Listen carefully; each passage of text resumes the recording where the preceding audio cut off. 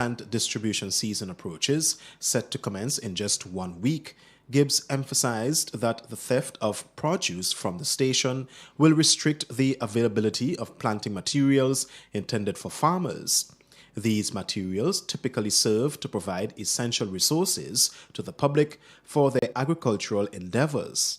So they come here with impunity, they disrupt all of the functions, and eventually it has a serious negative, significant negative impact on the overall production of the station and for the food security, because now we having to, for the last 3 weeks, I've been having to tell farmers come back next week, come back, because we didn't have rain.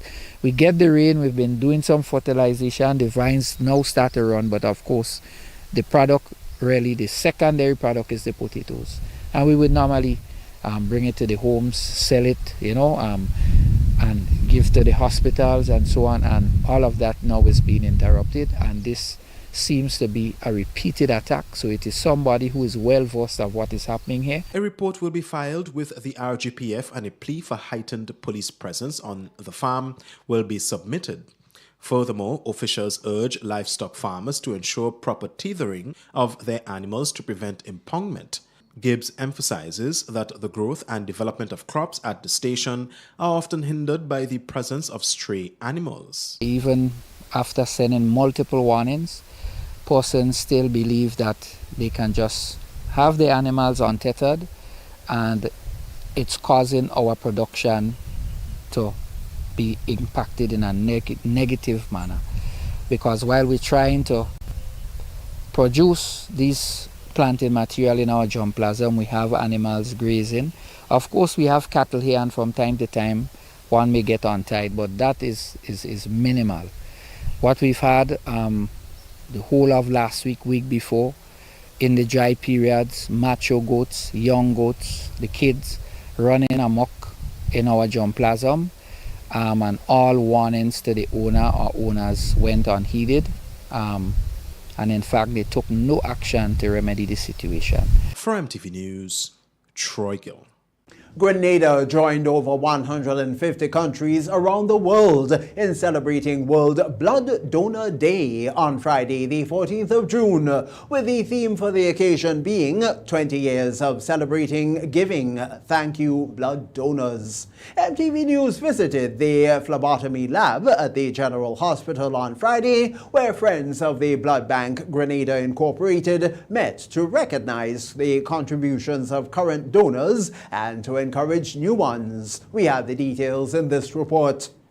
World Blood Donor Day follows the local theme, honoring the heroes among us, and serves to raise awareness of the need for safer blood and blood products, and to thank voluntary, unpaid blood donors for their life-saving gifts. Public Relations Officer of Friends of the Blood Bank Grenada Incorporated is Edriel Heliga. And we're here to donate as well as support other donors who are here to donate. Some have donated for the first time, others are regular, but we're here to hold their hand through the process regardless. So donating blood has a host of benefits. One thing for certain, you are able to better monitor your health, but on a more selfless approach, you're able to save lives with just 1 pint of blood.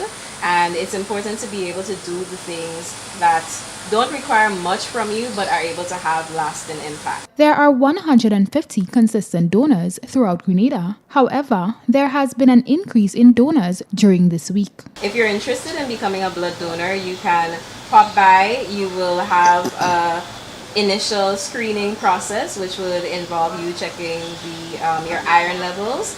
You will have to be at least 110 pounds in weight, and once everything goes well, you're able to donate.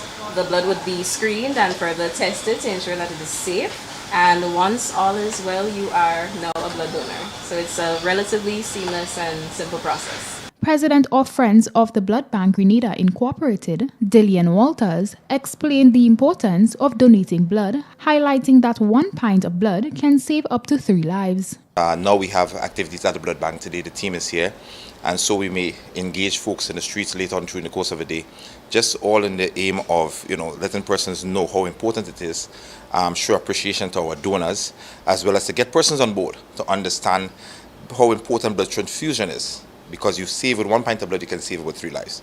all right, and that is key.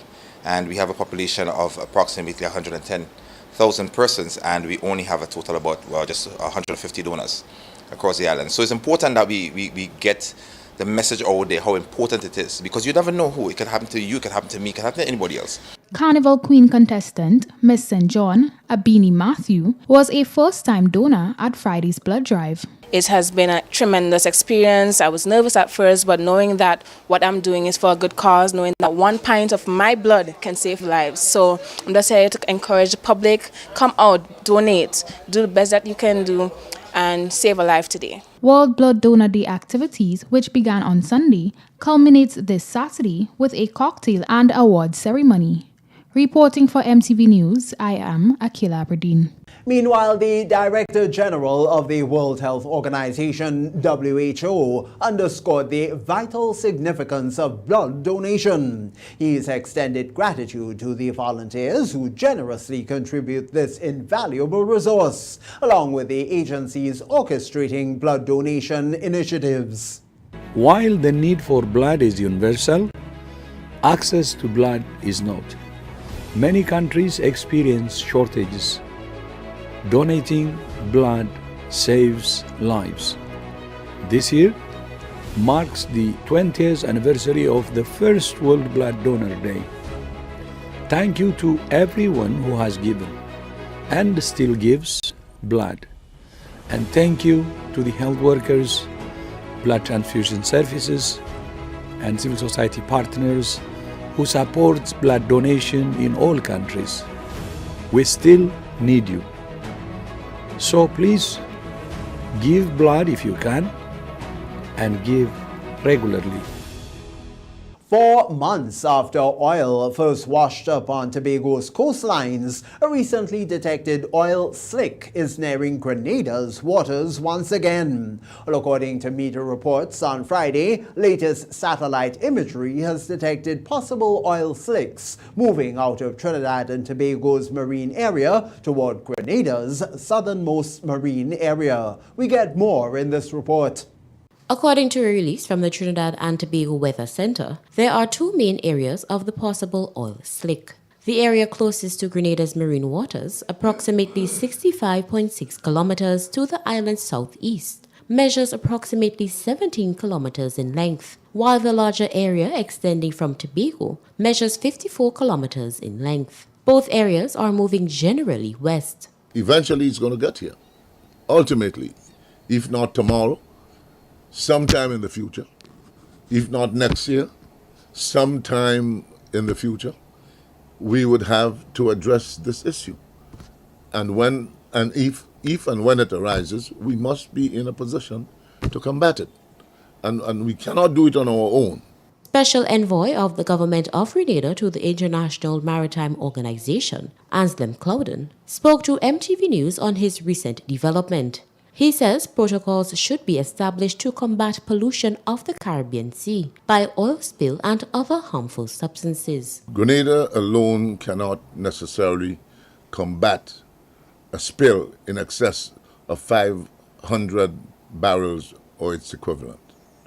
We need booms, and these are devices that would trap the oil and decrease its movement and contain it. We cannot afford, because of the length of our course and the porous nature of our course, our geographical expression is as such that we would have to boom the entire island because the spill moves with the currents and the tides. Clouden explained that the regional preparedness and cooperation is needed in combating this issue and highlighted how this oil spill can